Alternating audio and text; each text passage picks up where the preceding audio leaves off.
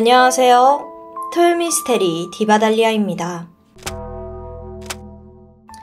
2019년 6월 1일 오후 3시 30분 일본 도쿄 내리마구 경찰서에 한 통의 전화가 걸려옵니다.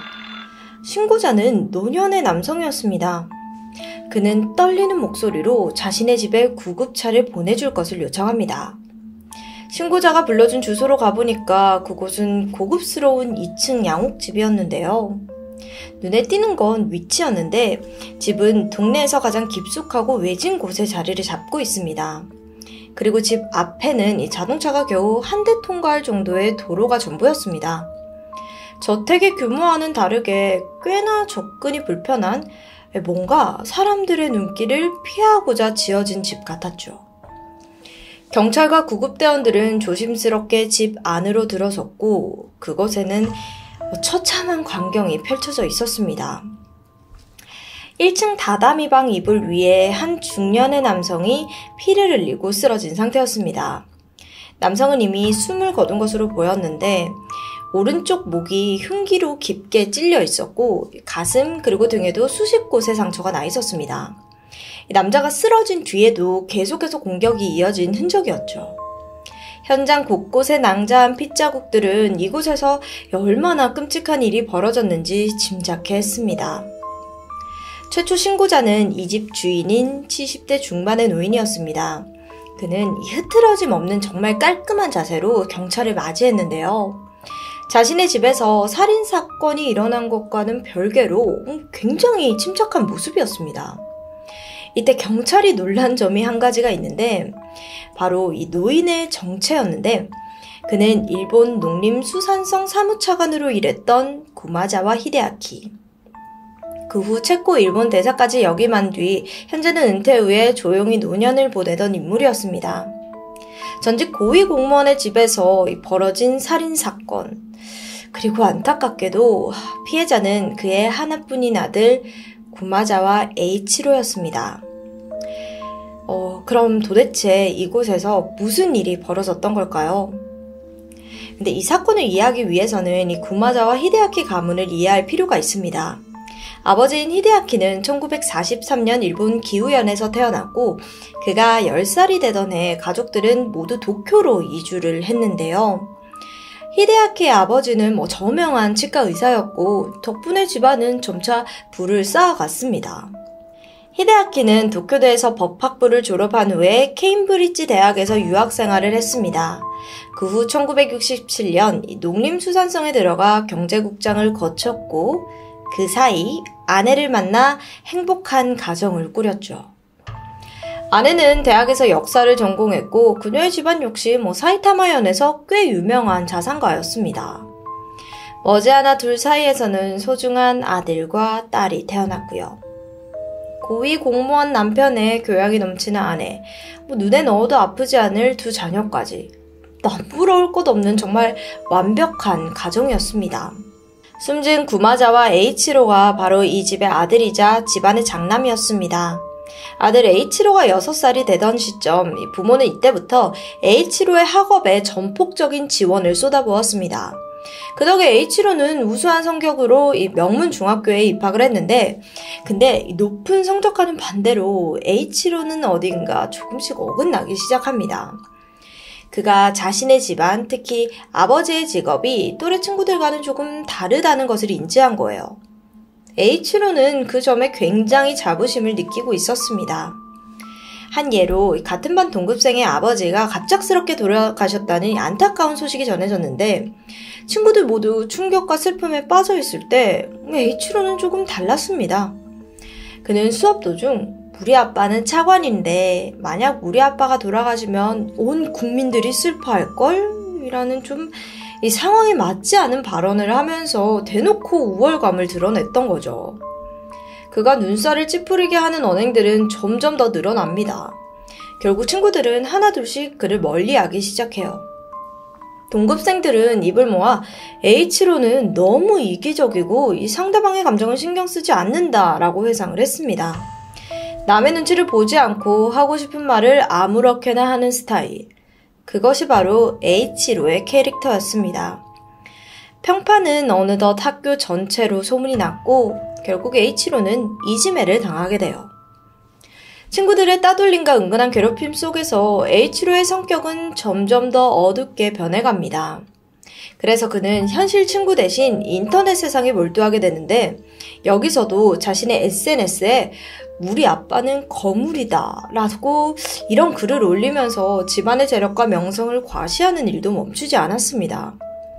아버지인 히데아키와 아내는 아들이 걱정돼서 결국 그를 데리고 정신과 상담을 받게 되는데 이때 H로는 발달장애의 일종인 아스파거 증후군의 판정을 받게 됩니다.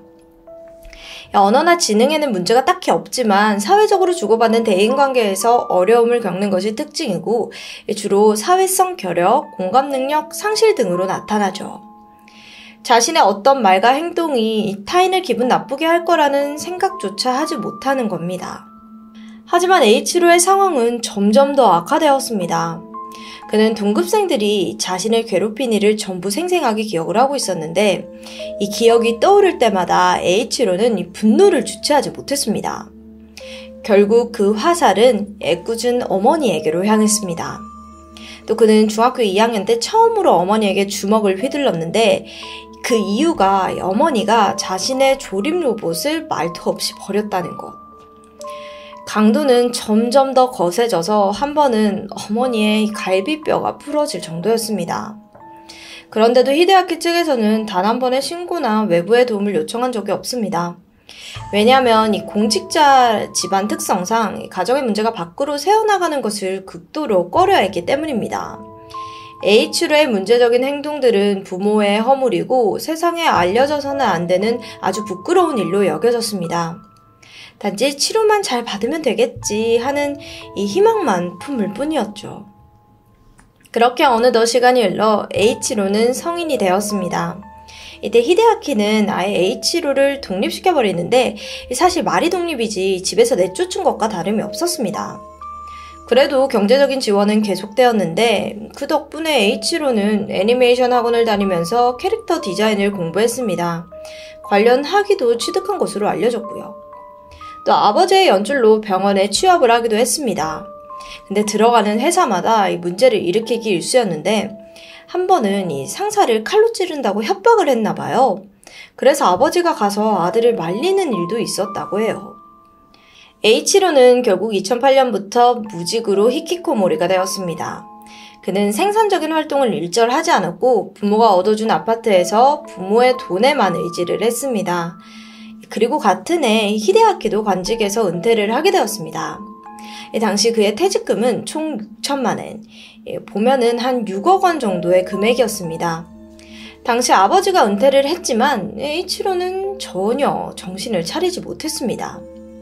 그는 한 달 용돈으로 40만 엔, 하나로는 400만 원에 가까운 돈을 받았는데 300만 원 정도를 게임에 쏟아부었습니다. 부모 입장에서는 이게 얼마나 답답하겠어요.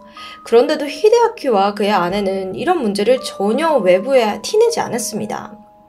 이웃들은 히데아키를 언제나 온화하고 신사적인 사람으로 여겼습니다. 부부는 매일 아침 손을 잡고 산책을 했고 정원을 가꾸면서 평온한 나날을 보내는 것처럼 보였죠.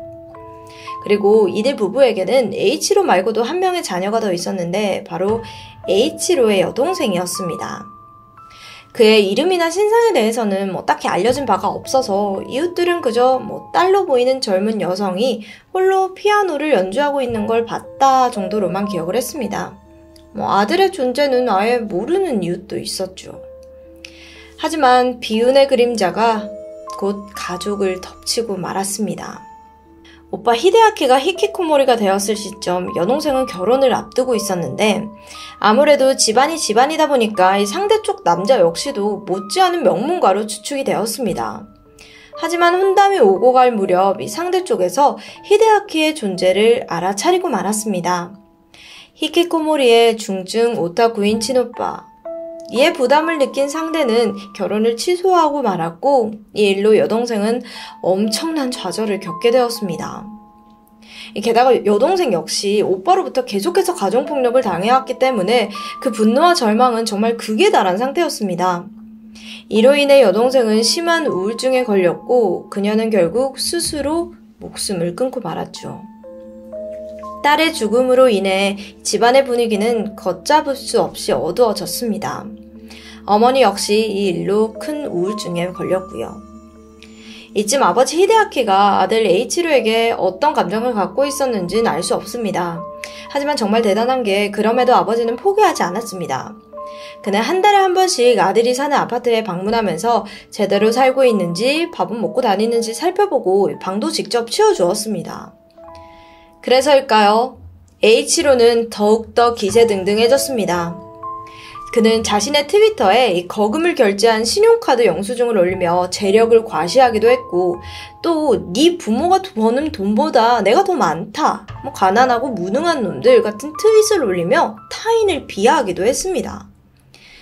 그렇게 어느덧 44세의 중년이 된 H로 2019년 5월 25일의 어느 날 H로와 아파트 이웃들이 쓰레기 처리 문제를 두고 갈등을 빚게 되는 사건이 있었는데 이때 H로는 집에 전화를 걸었습니다. 본가에 다시 들어가서 살고 싶다는 요청이었죠. 결국 부모는 그를 다시 집으로 불러들었습니다. 이때 히데아키는 H로에게 가벼운 꾸중을 하게 되는데 그러자 H로는 갑자기 아버지의 머리채를 잡아 식탁에 찢고 발로 차 쓰러뜨렸습니다. 히데아키는 당시 76살의 노인이었습니다. 결국 부부가 아들에게 무릎을 꿇고 사과를 하고 나서야 폭력은 거두어졌는데요. 그 후 부부는 아들을 피해 2층에서만 생활했고 H로는 1층에 머물며 더욱더 게임 세상에 빠져들었습니다. 그러던 2019년 6월 1일 이날은 인근 초등학교에서 운동회가 열렸습니다. 그리고 그 소음은 H로를 거슬리게 했습니다. 그는 창문을 열고 학교를 향해서 고함을 지르기도 했고 그러고도 분이 풀리지 않았는지 집안에 있는 물건들을 마구 던지기 시작합니다. 놀란 부모가 2층에서 내려와서 그를 말렸지만 도통 말은 통하지 않았죠. 한바탕의 난동 후 H로는 다시 방 안으로 들어가 게임에 몰두했습니다. 그런데 히데아키는 달랐어요. 그는 조용히 부엌으로 향했습니다. 그리고 20cm 길이의 시카를 꺼내들고 아들 방으로 향합니다. H로는 평소처럼 이불 위에 앉아 컴퓨터 게임에 열중한 상태였습니다. 히데아키는 아들의 뒤로 다가갔고 아들의 목덜미에 조용히 칼을 꽂았습니다. 아들이 쓰러지고도 그는 몇 번 더 흉기를 휘둘렀습니다. 그리고 욕실에 가서 깨끗하게 피를 씻어내고 옷을 갈아입은 뒤 경찰에 신고 전화를 걸었죠. 히데아키는 출동한 경찰에게 자신의 죄를 순순히 시인했습니다. 그는 아들을 죽이지 않으면 내가 살해당할 것 같다는 공포에 휩싸였다고 진술을 했습니다. 또 히데아키 방에는 쪽지가 발견되었는데 죽일 수밖에 없다라는 메모가 적혀 있었고 그 전에 아내에게 H로가 한 번 더 폭력을 쓰면 나도 해를 가할 거다라는 부분도 확인이 되었습니다. 이 소식은 정말 빠르게 퍼져나갔죠. 전직 고위 공무원이 자신의 친아들을 살해했다는 사실은 모두들 충격에 빠뜨렸습니다. 근데 점차 살해 동기가 드러남에 따라서 초점은 아들이 휘두른 가정폭력에 집중됩니다. 물론 죽은 자는 말은 없지만 실제로 히데아키 그리고 아내 몸 곳곳에 남아있던 멍들과 상처들이 그것을 뒷받침해 주었습니다. 또 다른 증언에 따르면 몇 년 전 히데아키가 일본의 큰 만화축제에서 아들이 그린 그림을 판매하고 있다는 목격담이 있기도 했습니다. 그만큼 아버지는 어떻게 해서든지 아들을 응원하고 지원해주고 싶었던 것으로 해석이 되는데요. 일각에서는 아들이 강요에 의해 어쩔 수 없이 한 일이라는 주장도 있습니다. 해당 사건은 일본 내에서도 반응이 엇갈렸습니다. 부모를 오랫동안 폭행한 페류나가 아버지의 손에 죽음을 맞이한 사건. 일각에서는 아버지가 오죽하면 그랬겠냐, 자업자득이라는 반응도 적지 않았고 또 한편으로는 아버지는 분명 아들을 경찰에 신고하거나 다른 방법으로 처벌할 수 있는 방법이 있었다라고도 합니다. 그럼에도 불구하고 살인을 선택한 점은 결코 용서받을 수 없었습니다. 살인은 변명할 여지가 없는 중형이기 때문이죠. 판결은 어떻게 나왔을까요? 2019년 12월 16일 도쿄지방재판소에서 1심 재판이 진행되었습니다. 이날 피고 히데아키에게는 징역 6년형이 선고되었는데 존속살인죄 치고는 가벼운 형량이었습니다. 판사는 판결 이유에 대해 아버지가 강한 사리를 가지고 범행을 저질렀다는 점은 분명하다고 못 박았습니다. 또 살인만이 유일한 해결책은 아니다 라는 말을 덧붙였죠. 그러나 아들이 워낙 심각한 폐륜아였고 부모를 학대하고 노후 자금을 가로채는 등 악질이었던 점이 판결에 고려되었다고 합니다. 무엇보다 부모가 고령이라 정상적으로 대처하기 어려웠다는 점도 참작되었습니다. 2021년 2월 2일에 열린 2심에서도 1심의 징역 6년형을 선고받아 형은 확정되었습니다. 이 사건으로 인해 일본에서는 일명 8050 문제가 대두되었는데요. 이건 80대 노부부가 50대 미혼 자녀의 생계를 뒷바라지 하는 현상을 말합니다. 1990년대 일본에서는 경기 침체와 함께 경제적 자립에 실패한 청년들의 상당수가 히키코모리가 되었습니다. 그리고 세월이 흘러 어느덧 그들이 50대로 그리고 그 부모는 80대로 접어들어요. 즉 히키코모리 그리고 고령화라는 두 가지 사회현상이 결합돼서 새로운 문제가 나타나게 된 것입니다.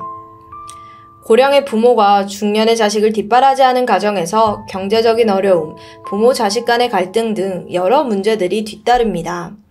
그치만 대부분 부모들은 이 사회적 체면을 이유로 외부의 상담이나 도움을 구하는 것을 꺼리게 되는데요.